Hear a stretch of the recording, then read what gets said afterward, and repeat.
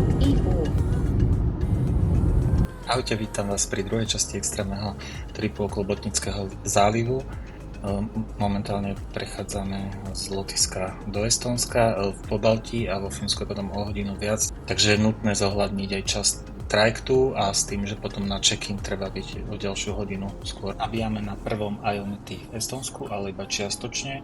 Máme viac hodín času do trajektu, tak zoberiem Roša do Haapsalu na západný breh. Tam je múzeum starých sovietských párnych lokomotív. Tie sú v rámci mesta na starej stanici voľne dostupné. Párnu sa teda odkláňame od našej hlavnej trasy a ideme po klasických okreskách až do Haapsalu. Počas cesty sme sa zastavili ešte pri ďalšej pamiatke, taký starý most.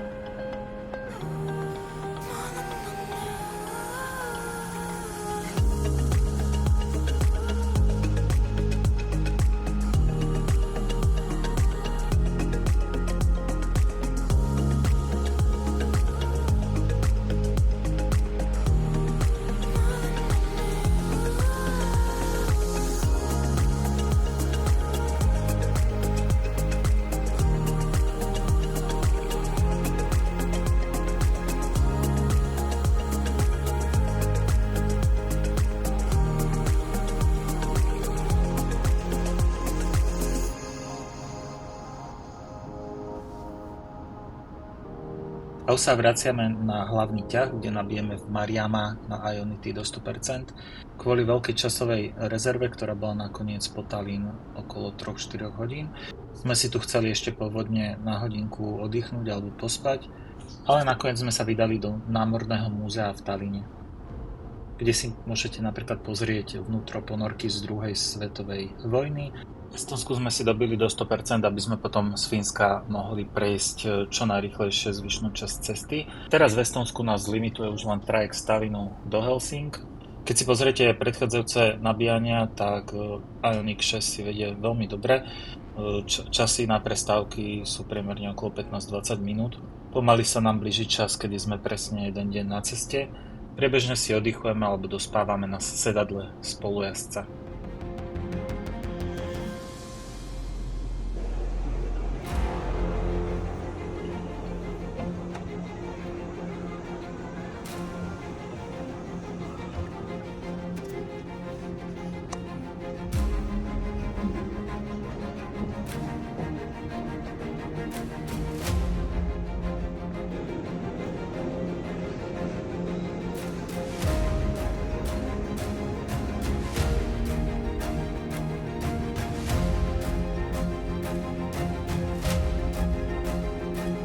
Do Fínska sa dostanete trajektami spoločnosti Viking Line, Tallink alebo Eckerö-Line.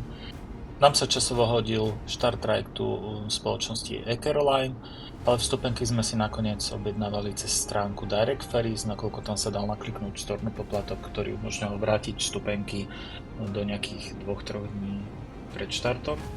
Po minulých skúsenostiach z Fínska sme si už rovno objednali aj kajutu. Po nepretržitom sedení na sedačkách v aute sa hodí sprcha a chvíľku si oddychnúť súkromne.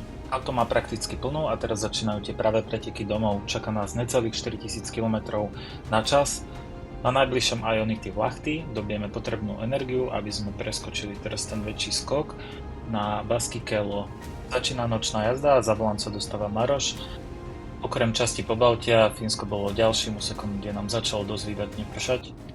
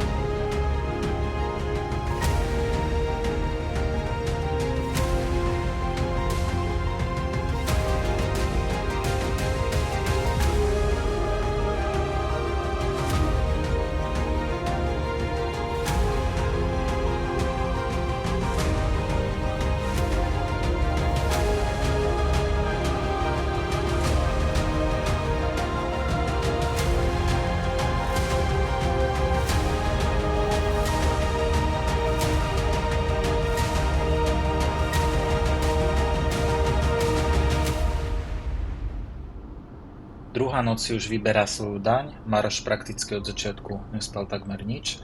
Nepodarilo sa mu zaspať ani na trajekte.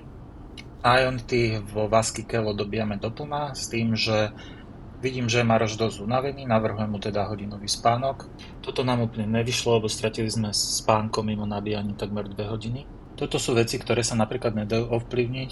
Z minulých skúseností pri takto dlhých tripoch sme si presne na toto teraz dávali pozor, aj tak sa podarilo zaspať. Toto je to, čo majitelia spaľovacích aut úplne nechápu, že pri takto dlhých viacdňových trasách si jednoducho telo človeka alebo aj dopravná situácia zariadí tú cestu po svojom a vyžiada si nejaké prestávky.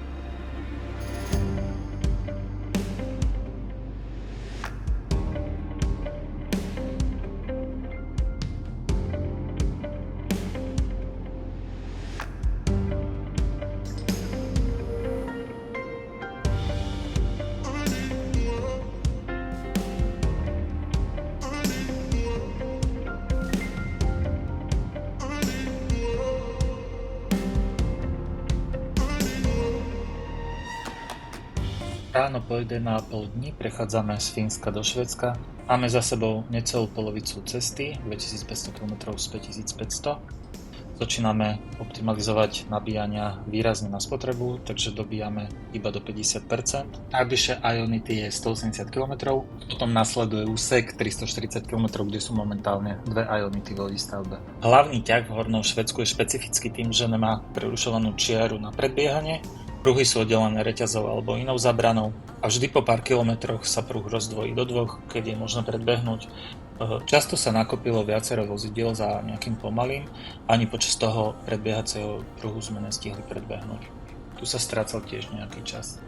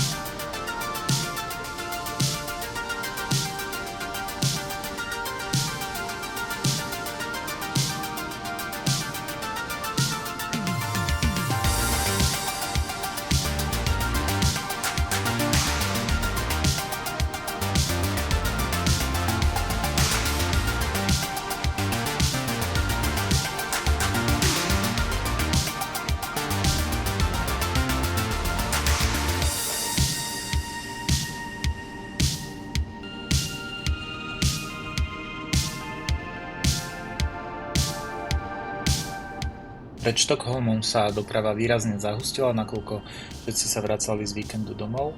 Našťastie bola už všade plnohodnotná štvorprúdová diaľnica. Na cestách bolo vidno mnoho aut s prívesnými vozíkmi vrátane elektromobilov.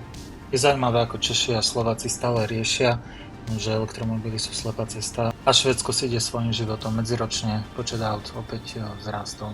Týmto si ukončíme druhú časť. Ak by ste mali nejaké otázky, kľudne sa pýtajte. Zodpoviem vám ich v tretej časti. Čaká nás posledný deň a nejakých 2000 km domov. Od Štokholmu idú už domov iba diaľnice.